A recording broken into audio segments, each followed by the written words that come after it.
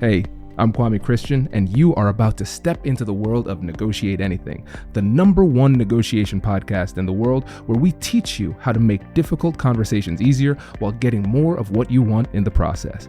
Each episode is packed with practical tips and strategies from the experts. We delve into negotiation, conflict resolution, and leadership skills that are crucial in both business and in life. Whether you're closing a deal, managing a team, or navigating personal relationships, Negotiate Anything provides you with the tools you need to succeed. Our conversations are real, relatable, and most importantly, rooted in practicality. So if you're ready to transform your conversations and elevate your negotiation skills, join me on Negotiate Anything. Subscribe and listen on Apple Podcasts, Spotify, or wherever you love to listen. Let's make every conversation a winning negotiation. Hello. We are live and we are here with the brilliant Rebecca Zung. Rebecca, thanks for joining us today. Thank you. You're one of my favorite people. As you know, you are the best. The feelings are mutual.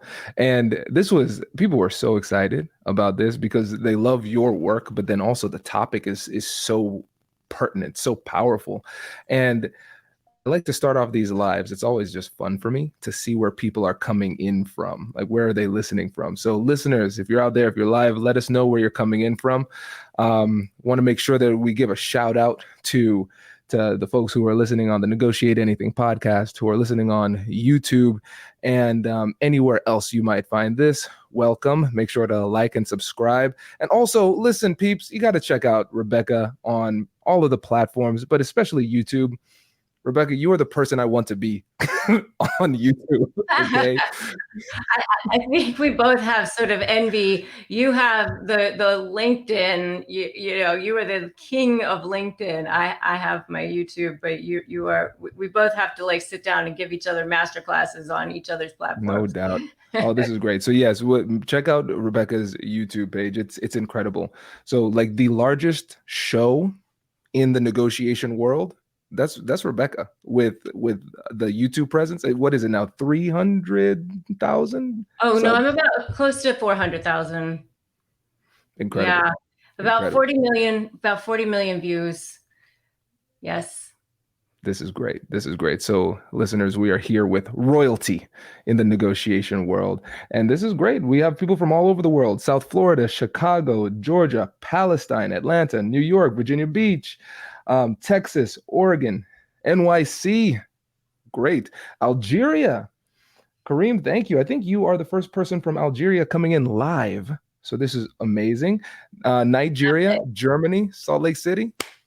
We're everywhere. We're global. It. So love to see Munich, Germany. My mom is from Bavaria. My mom's family's from Bavaria originally. So, I'm half German, half Chinese. I always joke I have no fun genes whatsoever. This is great. I'm so excited. Saudi Arabia too, India, and I got to see Ohio too. So hey, I'm in Buckeye country. I'm in Columbus. So this is great. All right, peeps, let's jump into it. Rebecca, thank you for joining us, and let's just start off. Give everybody a synopsis, who you are and what you do. So I am an attorney by trade, but I don't practice anymore, although I did high net worth divorce litigation for a long, long time.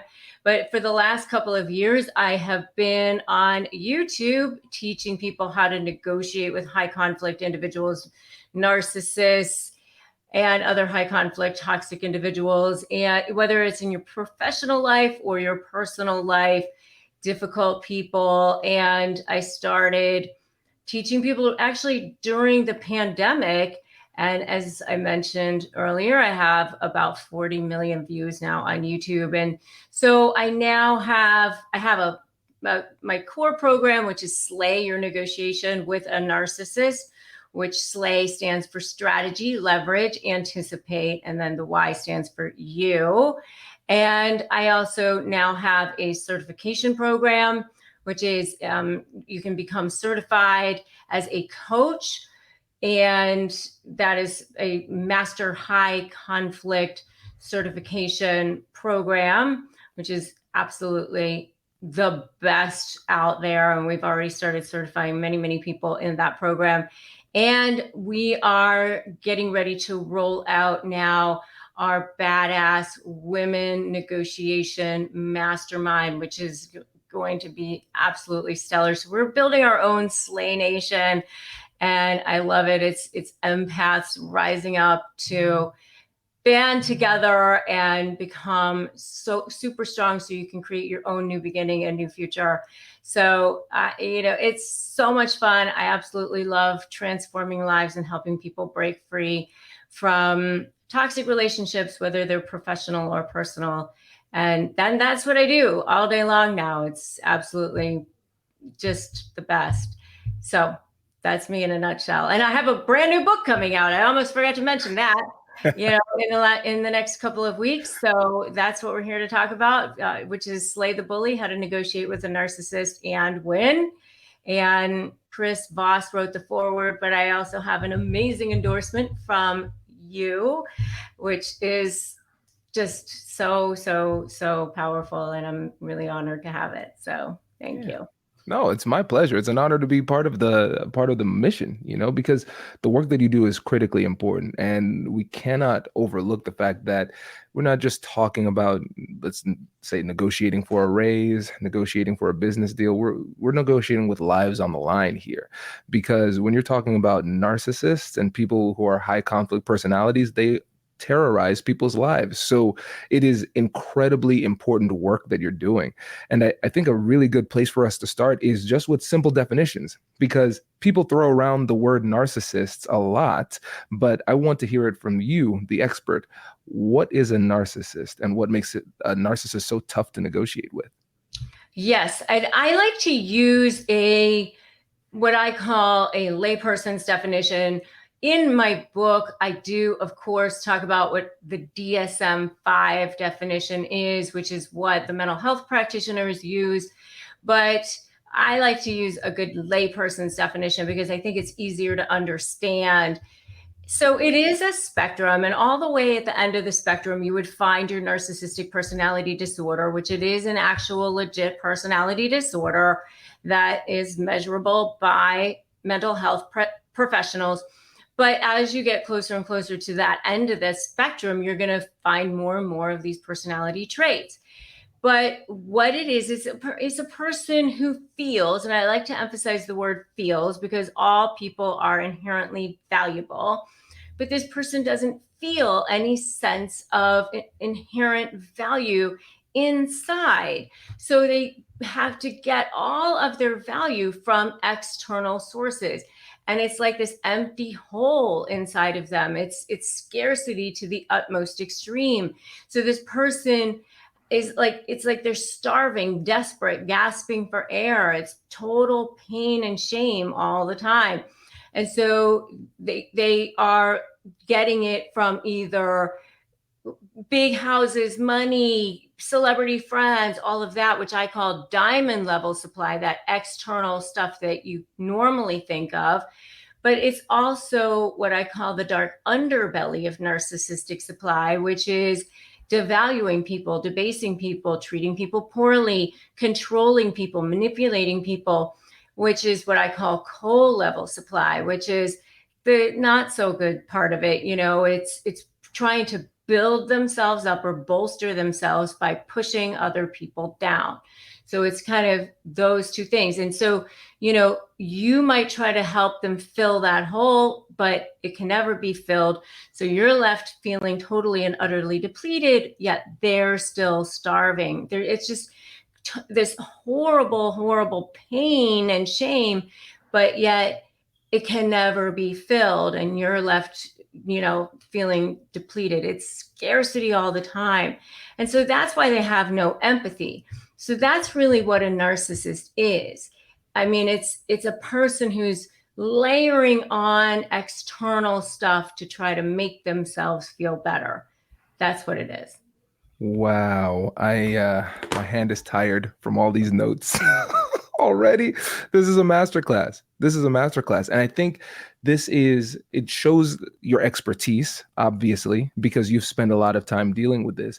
And then it also shows the discrepancy between what people just think about what a narcissist is when we just use it in common parlance versus what it really is. Because it sounds like, and I want you to jump in here and correct me where I'm wrong, Rebecca, it sounds like a lot of the pain that they deal out to others is caused by the deep sense of pain they feel in themselves. 100%. I mean, hurt people. And that's what it is. I mean, I always say that the way people treat other people is a direct reflection of the way they feel about themselves, good or bad. You know, if people feel good about themselves, they treat people nicely. If they don't, then they're not going to treat other people well. And, you know, but if a narcissist is treating another person well, it's always a manipulation. It's always because they've got some ulterior motive going on. So, you know, but if they're not treating you well, you just can't take that personally. You can never take anything personally when people don't treat you well. You know, that's one of my favorite books on the planet is The Four Agreements. And one of those four agreements is never take anything personally.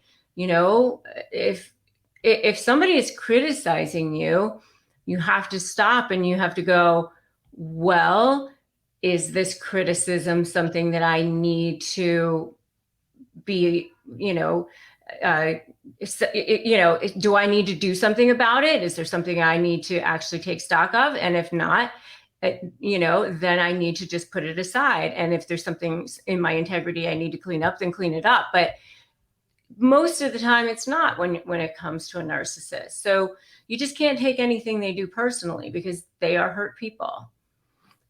Now, the people listening will say, all right, that makes sense. Don't take it personally. But it feels really personal when you're being attacked. And so what advice do you have for people when it comes to how they can operationalize not taking it personally? Mm-hmm. So part of my S.L.A.Y method, which, stands for strategy, leverage, anticipate, and then the Y is you have to start with building a strategy, right? Create that vision. Where is it that you want to go? What's your GPS? Be really, really super specific. And then you can create your action plan. And then you can go into building your leverage. But part of that is what I call, your 3 steps to righting that ship, course correction. You're basically trying to completely turn everything around so that you're not on the defensive all the time. And not only on the defensive, a lot of times you feel like you're just retreating. And they're just constantly controlling. And it just feels like your back's against the wall, or they just are always getting their way. And it feels like it's not fair. And, that's how it seems like when you're dealing with these high conflict personalities. And so you think, how can I turn this around? How can I make it be different? And so I have boiled it down to 3 steps, which is step 1, don't run. Step 2, make a U-turn. Step 3, break free. So you have to kind of put it into these baby steps, these little chunks, because they didn't start conditioning you overnight. It happens over time. It's almost like that frog that's in boiling water, right? So you also have to sort of chunk it out too. So the first step is just drawing one boundary. And I like to start with, having a boundary of, I'm not going to be spoken to disrespectfully. That'll be my first boundary today. And or even just making a decision to stop allowing something today. But if that first boundary is, I'm not going to be spoken to disrespectfully, that's a really great boundary. It's a really great place to start. And so you can just start with saying something like, I can, this approach is not working for me. or just start observing them as a person who's observing a third party who's, a toddler having a tantrum on the floor or something.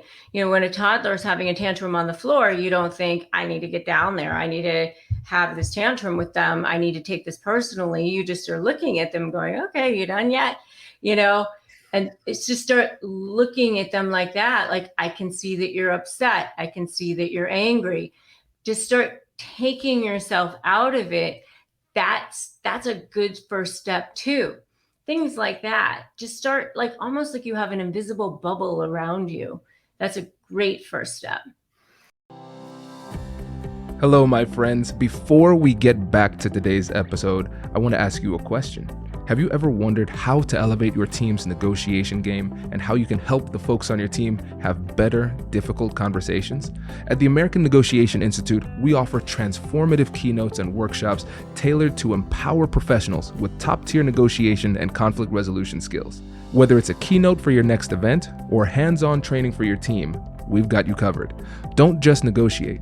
Master the art with the American Negotiation Institute. Click the link in the description to find out more. Elevate, negotiate, and succeed. Oh my, where do I go with this recap? First of all, I think a lot of folks can relate to that feeling of constantly being on the defense, because typically when you're dealing with somebody who does not present with these narcissistic tendencies, there's some mutuality in the interaction, and it really throws you off when somebody is just attacking. You just assume a reasonable person would stop at some point, but they never do. And so just understanding that feeling is universally felt under people in these circumstances is really empowering, to know that there's nothing wrong with you in that situation. This is just part of the approach. And I love how we gave people 3 really simple approaches here too, to turn things around. Number 1, don't run. Number 2, make a U-turn. Number 3, break free. And if you're in the midst of it, it can feel overwhelming, but by breaking it down into just taking one first step of setting a boundary, that makes it doable. And I think that's really what makes this so powerful, because a lot of times we're just completely overwhelmed and we don't even know where to start. But with this methodology, you've made it simple and clear. So I just want to say I appreciate this. And I want to let listeners jump in and say, can you relate to any of this that Rebecca is saying? Can you just put it in the comments? Let us know what you're going through, because we're going to get to you in a little bit. But I want to turn it back to you, Rebecca. I think if folks are listeners of the podcast, they heard the episode where I tried to pretend to be a narcissist. That was so funny, because you're so not a narcissist. So it was so hilarious. You were like, you didn't even know what to say. You're like, I don't know. It was a masterclass. But it goes to that perspective. You said almost treat him like a toddler, right? If to you it was adorable that I was trying to come at you. It was so good. So we got to shout out that episode too. Yeah. I want to make a point about their brain chemistry, because I learned something in the research for writing this book. And I think it's so powerful to share that when, on how a narcissist was formed, because I think when you understand it, it makes it so much more easy in some ways to deal with, and start that whole process of the step 1, don't run, and step 2, make a U-turn. And that is that how a narcissist was formed is sometime during childhood, they were exposed to some sort of trauma on a regular basis, or some sort of emotional neglect on a regular basis, something that caused them to feel this some sort of trauma on a continuous basis.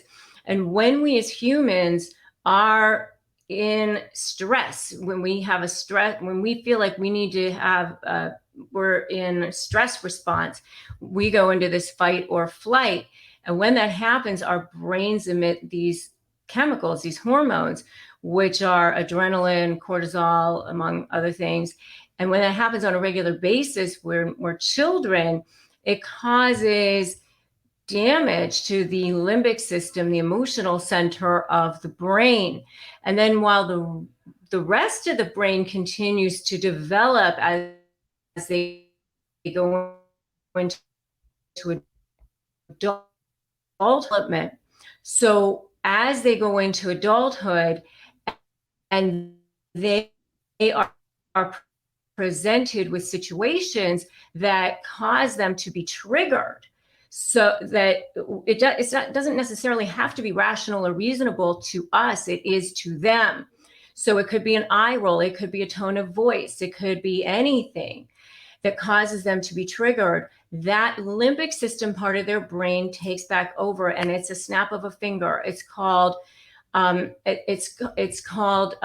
splitting. And so when that happens, now you're interacting with that limbic system part of their brain. And when that happens, now they are not thinking rationally. They're not thinking reasonably. And it's called narcissistic injury. And now you're negotiating with that part of their brain. And it is, they will take themselves down to take you down. And that's what is kind of crazy. And that's why I know for me, before I even understood this, and I've participated in literally thousands of mediations, I would be like, why is this husband, burning his own business to the ground just to prevent the wife from having alimony? This makes no sense to me. But that is what was happening, and so and they'll lie about things that are readily verifiable, things they don't even need to lie about. But that's what's happening. This narcissistic rage takes over a lot of times, but that's what's happening there. You're not dealing with rational, you're not dealing with reasonable, you're dealing with that limbic system part of their brain. And sometimes they don't even remember what they did during that period of time. And that's why they'll literally look you straight in the eye and say that didn't happen.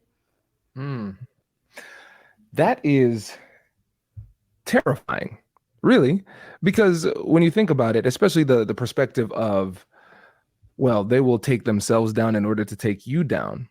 It puts people in a position where they say to themselves, how do I work with this? How do I deal with this? Because we can see that last part of the 3-step approach is break free. How do we get to that point where we've set that boundary, but maybe they respond with this narcissistic rage? What do we do when we find ourselves kind of stuck in that position? Right. And that's where my S.L.A.Y method comes into play. And, I tell people, I have 40 million views on YouTube. I've sold, over 10,000 of my S.L.A.Y programs so far. And, and now I'm certifying coaches in my S.L.A.Y method. And I tell people, I literally have thousands and thousands of testimonials at this point. So what I teach is not theory. It works. It absolutely works. So how you have to do it is not by pushing directly back against them.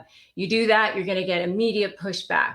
So you have to create, first of all, your vision. So S.L.A.Y stands for strategy. You have to create a vision. You have to create action steps.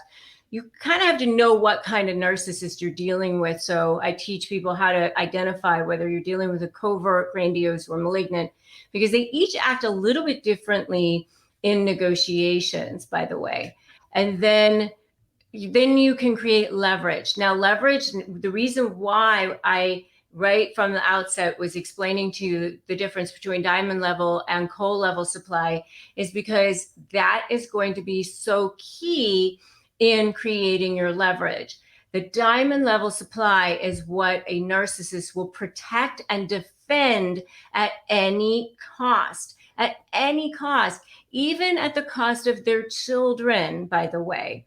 So that is what will inform how you will create your leverage, because you have to create leverage that will potentially threaten a source of supply that's more important for them to keep than the supply that they get from manipulating you, and then threaten that source of supply. But you can't actually take that source of supply away, because if you do, then your leverage is gone. And there's many different ways that you can do that, and I teach people how to do that. And sometimes you don't necessarily have to take that approach. Sometimes you can kind of take this other sort of approach where you can sort of bolster their ego. I call it fluff for favor, vomit later, and make it sort of seem, backdoor it, make it sort of seem like it's their idea, sort of seed things. But you might have to take sort of a combination of approaches as well. But most of the time, you kind of have to build this sort of invisible fence around them. And then sort of, I call it like turn the lights on. And then they realize, wait a minute, I'm sort of like penned in here, and these are my only options, A or B. And then this is how it's going to have to go. And it's an offensive approach, which if you're an empath, it's not comfortable. And if you're used to being rational and reasonable and sitting down and going, well, we're both rational and reasonable here, we want to just look to a resolution. Neither of us want to pay a whole lot of an attorney's fees. We both want to have this thing done. Then that doesn't normally make sense to people. But this is the only way that actually works. Anticipating is anticipating that they're going to try to bait you, they're going to try to trigger you, they're going to try to move goalposts, all of those things. Why is the having this offensive approach, and then making sure that you 100% believe that you can win, knowing your value, 100% having this, you and you alone, knowing that you define your value, and you tell people what you are, your authentic power. And I teach people how to believe that, through your body language, through reading their body language. And, there's so much that goes into that, but, they only win if you give in, right? I mean, there's just so much that goes into that, but you have to tell people what they're going to think. This is so empowering. That last line, they only win if you give in. That's powerful, because it helps people to understand, even though they are feeling pressure, even though they're under duress, and you might be afraid of the situation, the only path to victory they have is by your concession, right? That's so powerful. And the other thing that's really powerful and empowering is the fact that you have studied and analyzed their playbook. And so I'm sure you've probably had people who have read the book and gone through your trainings and bought your course, who have told you, wow, it was just like the book.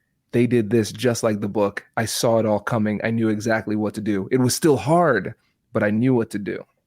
100%. I mean, it's easy. Or let's just say it's simple, but it's not easy. They are 100% predictable, but it's never going to be easy, because you're dealing with a high conflict personality. So, it's exactly, I always lay out exactly what to do. And in my programs, I give people templates and things like that, and I tell them exactly what to do. And, a lot of it is in the book now too. But, and, I'm launching, doing a huge launch event. So if you're watching this before September 30th, definitely come to my launch event, slaythebullylaunch.com. And you can get the book at slaythebullybook.com as well. And I have a whole masterclass that I'm giving away for free, and a workbook that I'm giving away for free right now too, if you buy the book right now. So definitely take advantage of all of the things that I'm giving away, because I have scripts in there, responses, exactly what to say, because I'm really on this mission to help people with turning the situation around and breaking free. Because I know that armed with the right tools, resources, knowledge, it's all power. What they have is counterfeit power. And what you can arm yourself with is authentic power. And authentic power is going to beat this counterfeit power any time of the day.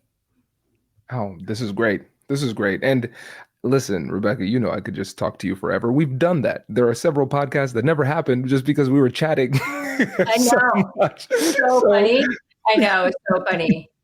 And so I want to make sure that we get an opportunity to bring in the crowd here, because I see Annette has a great question. So Simone, if you could pop that on the screen, and then everybody else watching, what other questions do you have with Rebecca Zung? Remember, Rebecca is in a league of her own when it comes to how to have these difficult conversations with narcissists. So this is a unique opportunity for you to ask your question and let it be heard. This is really, really exciting. And so Annette, how's it going? Shout out to Columbus. When we're talking about splitting, does splitting just happen with narcissists, or can it happen with other people too? My understanding is that splitting happens with a number of different personality disorders, not just narcissistic personality disorders. I think it happens with a couple of other ones too, bipolar personality disorders and some others as well. But I am not a psychologist, so I don't want to, speak to that. But my understanding is that it happens with bipolar, antisocial personality disorders, and a few others as well. Very nice. Ever the lawyer. We love disclaimers. Great, great, great. Yes. This is big. Yes. So in the third step, we talked about breaking free. So Paula, shout out to Paula from Cincy. Yes. How do we break free if we can't walk away? Well, if you can't walk away, I mean, first of all, I do recommend that you try to walk away if you can. So, I don't know why you feel like you can't walk away completely. I don't know if it's because it's a family member or something like that. If it's a family member, then what I would suggest is that you at least try to have really clear boundaries in your life so that you do feel like you can at least break free mentally, physically, in a way that emotionally you are protecting your soul. You're protecting, so that at least you're breaking free on a soul level, because they will suck the energy from you. They're energy vampires, and they're going to do whatever they can to continue to get that supply from you in any way that they can. So, almost putting that invisible barrier around you in some way and figuring out how to do that is going to be critical to your emotional and spiritual health. So if you can't walk away because it's a family member or something like that, figuring out how to break free in some way where you can create like a soul boundary, I think is critical. I like that, because what we're doing is recognizing, all right, there might be some situations where it is difficult to break free, but we can reconceptualize that and say, what is it do I need that I actually need in this moment to feel safe? And then if you can carve that out, I think that's what we can do, right?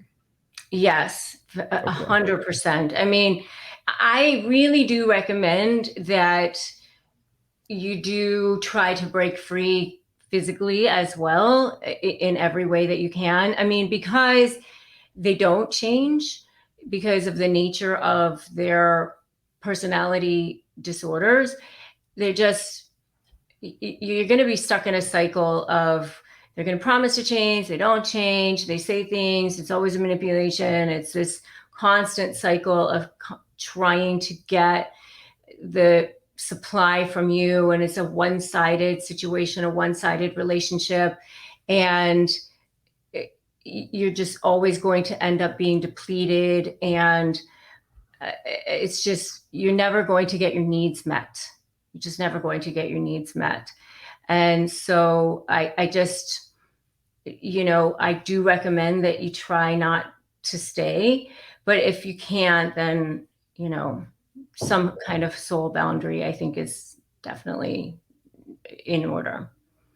Nice. And before we get to the next question, one other thing too, because when it comes to breaking free, sometimes there might be a perception that we can't break free. And I'm not an expert in this, but I would assume that there might be a narcissist who would try to create that narrative that you cannot break free. And then sometimes it almost becomes like a self-limiting belief that we can't, even when there are some options. It will just be very, very, very uncomfortable. 100%. And that's why I, was a little bit, I don't want to say skeptical of that question. And, I don't want to minimize anybody or anybody's questions, but, many times people will say things to people, I've heard this as a divorce attorney many times, where people will say, for years, you could never leave me. I'll make sure you're out on the street. I'll make sure you have nothing. I'll make sure you have no money, or, no one will ever love you. No one who would ever want you, or, just the narrative that goes on is just most of the time a big pile of crap. I mean, and so I do recommend, there's just so many things that you probably need to do to prepare yourself, because trauma bonding is a real thing. And it is, something that you probably need to get therapy for, to prepare yourself and make sure emotionally you're strong enough before you can leave. But then, if you do want to leave, definitely have a stash of cash before you leave so that you can afford it. You're going to need to hire an attorney to get, you're going to need at least a retainer, even if in most states, if you are the non-moneyed spouse, you can probably get the retainer refunded back to you if you qualify for fees. It's something you probably need to speak to an attorney about, but in most states, you might be able to get your fees covered. And you also may be able to get some sort of temporary support, also something you might want to talk to an attorney about. But both of those things, you have to get to a hearing. You've got to get it awarded to you, and all of that takes time. So you're going to need at least enough money to get you to that point. And even once you get to the hearing, they don't always rule right away. It's very frustrating. And so you will need at least enough cash to get you to that point. Have a plan for where you're going to be when this person gets served. Have a plan for where you're going to live. Definitely don't ever leave the house without a written temporary custody plan in place. If you have children, I would just make sure that you sort of have all of this in order. I've seen so many situations where people just leave and then they end up having to go back, and then it is so much worse because that narcissist sees that you didn't make it without them, and then they feel emboldened and empowered. So definitely have a plan before you leave. I hope that's helpful. Incredibly helpful. I'm seeing the comments come through. Incredibly helpful. Thank you for that, Rebecca. Simone, let's see what the next question is. Christy, what to do when the narcissist triangulates you? Ooh, that's a good one. Yes. So you're not going to be able to stop them from being narcissists. So, I had a client say to me one time, you've done nothing to stop their behavior. You're not going to be able to stop their behavior. They're going to be narcissists. So, you can't be upset when they do the things that they're going to do. So never, explain, justify, overshare. Never try to defend yourself. But what you can do is definitely, keep your own house in order. Always wear the white hat. Always, keep your circle of trust super tight. Make sure that you block them on social media. Make sure that everything that you write, everything that you text, everything that you post, whatever it is that you're doing, is remembering that it's a potential trial exhibit. And then every time that they do something that they're not supposed to do, and I know it's super frustrating, but just, think of it as, oh, you know what? They just gave me something that I can use. Just thank you very much. Instead of getting frustrated and upset about it, just think of it in terms of, I just got something that I can use against them in negotiations, because every time they lie, every time they do something, you can use that as some kind of potential something. And, if it's a custody matter or something like that, the way I like to, start building leverage is, take your custody statute wherever it is in your state. You can pull the best interest statute, and you can actually start organizing your documentation, because documentation is going to be building your leverage. So start organizing your documentation by the factors of that statute. So if one of the factors is something like, and every state has a factor that's something similar to this, which parent is more likely to foster a close and continuing relationship with the other parent. And then they say, oh, mommy is a terrible mommy, or doesn't do this, whatever it is that they say to the kid, some text message or whatever. Then you just say, oh, thank you very much. You just gave me a very nice exhibit that I'm filing right over here in this factor, and that's it. And all of that stuff gets used at some point when you go to negotiate, when you go to mediate, when you go to use these things as leverage, because then that goes to potentially expose them against their diamond level supply. Because guess what? They don't want to look bad against the mediator. They don't want to look bad in front of their lawyer. They don't want to look bad in front of the judge. Those are all people who are potentially diamond level supply. So that's how you build it. That's part of your S.L.A.Y method. Does that make sense? It makes so much sense. This is great. This is really, really good. I'm seeing some other questions coming through, because who knows? Kelly, this is a great, great question, because there might be somebody listening and they're saying, wow, I might qualify. I might be that high conflict person. I might be that narcissist in somebody's life. And so to Kelly's question, you said that they don't change. Can they change if they get therapy, or is there just no hope? Well, I haven't actually seen some people who have said to me, I used to be a narcissist. I ended up getting changed. I was changed because I had some, deep therapy or whatever. But the ones that I have been privy to who said that they ended up changing were the ones that said, I lost everything. I lost my wife. I lost all my money. Everything. I hit bottom. And then I ended up going to a trauma institute for, several weeks. And, basically their ego was shattered and they had to do some deep work. Most narcissists don't think they need help. It's the nature of being a narcissist. So they don't end up going to therapy.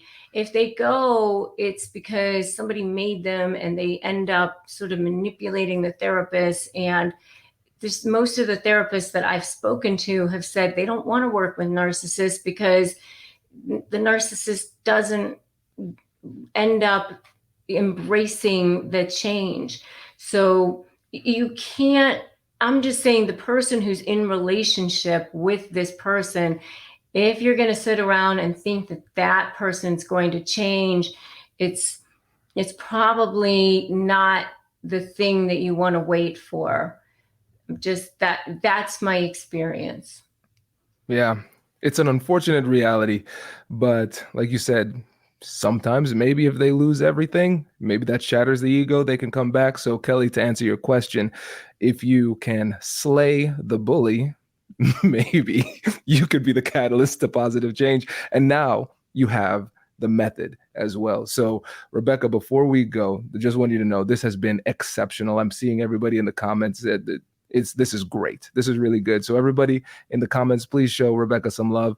And Rebecca, before you go, can you please remind them about the book, your program, and also the mastermind that you're putting together too?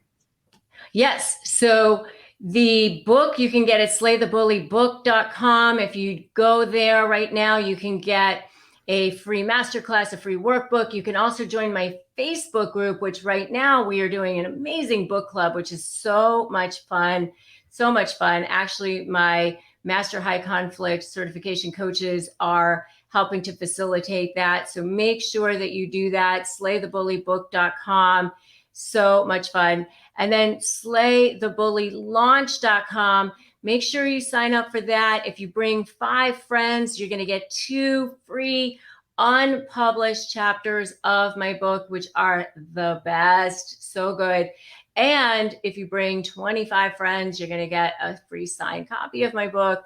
So come join the party. And if you come live, I'm going to be giving away more bonuses. So come join the party on September 30th at noon Pacific. So slaythebullybook.com, slaythebullylaunch.com. And by the way, on October 1st, I'm going to be signing books live in the LA area at Barnes & Noble at the Grove. So I don't know if anybody's in LA, come see me at Barnes & Noble at the Grove as well. So, and you can follow me on YouTube at Rebecca Zung, ESQ, and on Instagram at Rebecca Zung. So thank you, Paula Rosenberg. Awesome. Thank you. All right. Love you guys. Have a good one, everybody. Thanks, and Rebecca. My mastermind, we're going to be starting this Badass Women Negotiators Mastermind. So I can't wait. To start my Slay Nation. It's going to be so fun. This is great. Rebecca, thank you again. Really appreciate it.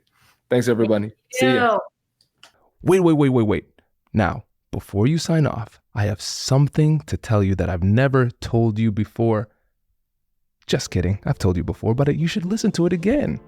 I want you to know about Negotiate Anything Premium. Imagine all of the things that you love about our traditional feed, plus so much more. I know you like our traditional feed because you're at the end of the episode. And with Negotiate Anything Premium, you'll get more bonus content you've been asking for, more of the expert insights that you can't get anywhere else, and more exclusive behind-the-scenes access into every conversation. Are you ready to get more of what you want out of your life, career, and every conversation? With Negotiate Anything Premium, you'll have access to more high-level, custom-designed content and insights, giving you the tools you need to negotiate higher salaries, better deals, and better relationships in your life and career. Once I had a listener share that Negotiate Anything helped her to negotiate a $53,000 raise. Could this be you? What would that mean for your life? I've seen firsthand the impact this model has had on my life and the lives of my corporate clients, and I am confident that it can do the same for you. Are you ready to negotiate more of the best things in life? Click the link in the show notes to learn more. I'll catch you later.